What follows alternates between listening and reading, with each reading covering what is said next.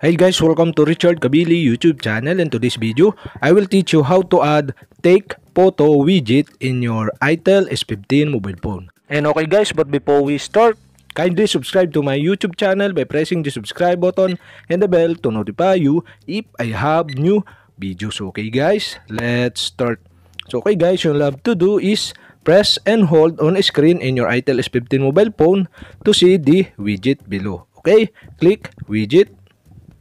And okay guys, here in widget, you can find the widget you want to add to your home screen by scrolling down or up in your screen.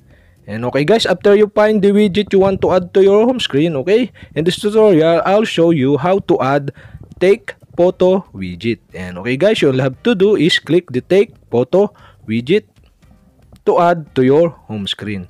And okay guys, now you can change the position by press and hold the widget to change the position.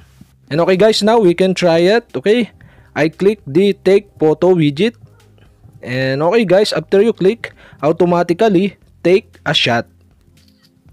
And okay guys, that's it. We have successfully add the Take Photo Widget in your itel S15 mobile phone. And okay guys, if you have a question, kindly comment below, and don't forget to hit the subscribe button and the bell to notify you if I have new videos. Okay guys, thank you for watching.